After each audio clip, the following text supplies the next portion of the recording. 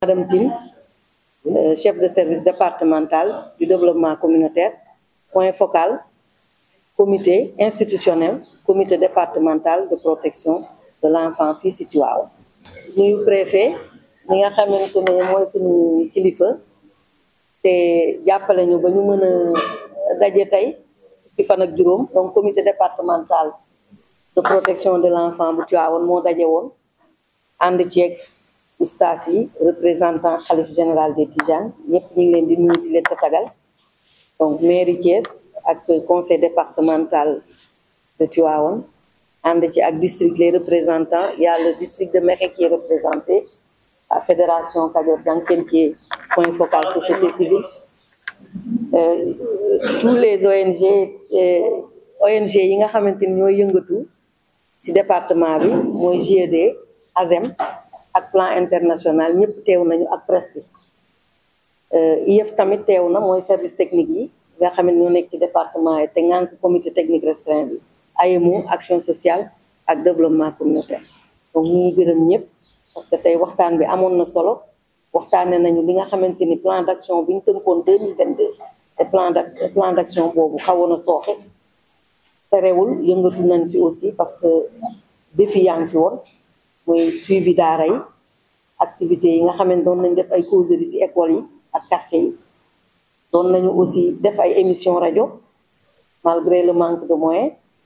donc boole ci aussi acteurs yëpp ndeyu daara yi, relais communautaires yi ak sëriñu daara yi.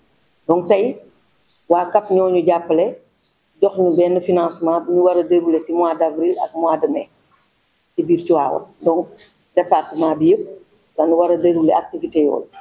bi ci jiitu mooy jéem a xool parce que ci mbeddu Tivaouane yi yenn saa ñu gis ay xale yuy traîner ci mbedd yi.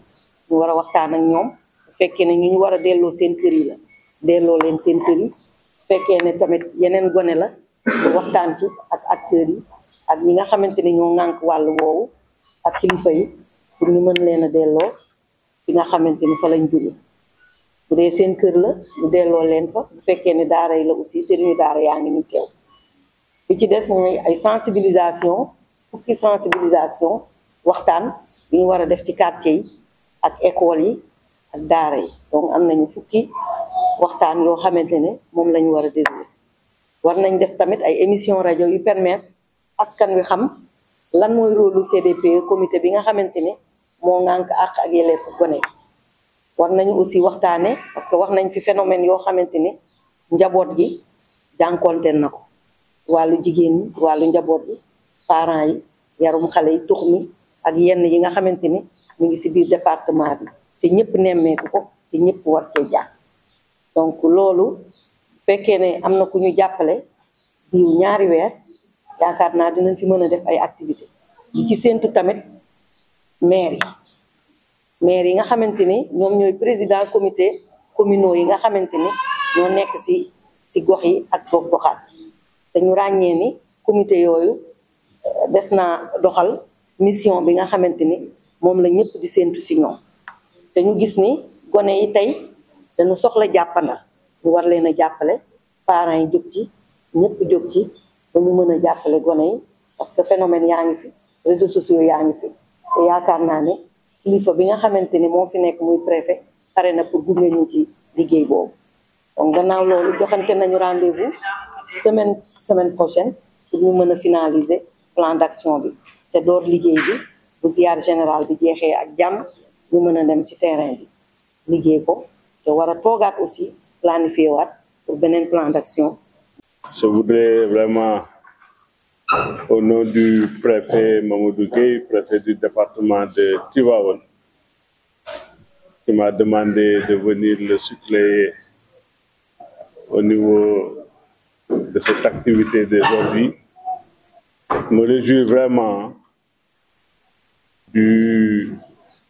du travail que nous avons abattu aujourd'hui, après 4 à 5 tours d'horloge, tout ça pour redynamiser le comité départemental de protection de l'enfance de Tivaouane. Et ces heures passées ensemble nous ont permis de voir véritablement les goulots d'étranglement qui ont fait que depuis pratiquement 2022, ce comité départemental-là ne fonctionne pas comme cela se devrait. Et ces goulots ont pour nom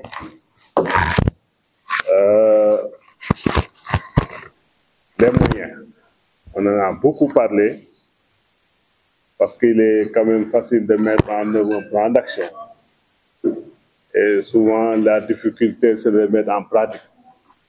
Et tout le monde en tout cas, convient que les problèmes de moyens sont devenus quand même des facteurs limitants. Nous avons pu voir aussi que l'inactivité des maires, qui sont les présidents des comités communaux de protection de l'enfance, leur inactivité aussi a constitué un frein quant au bon fonctionnement de ces comités. Nous avons aussi des difficultés dans le suivi des plans d'action. Et ces difficultés aussi-là, nous les avons détectées et nous les avons soulignées aujourd'hui. Et bien d'autres problématiques qui ont été soulevées. C'est dire donc que véritablement nous avons passé au peigne fin ce comité départemental de protection de l'enfance.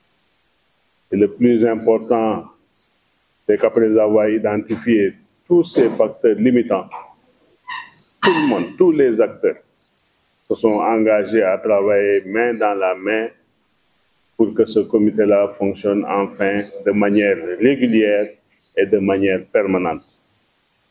En tout cas, vraiment, je tiens à remercier tous les acteurs qui étaient présents aujourd'hui, y compris plan international, au-delà des services, JED, ASEM, Kadior Dianken, dont la contribution a été déterminante.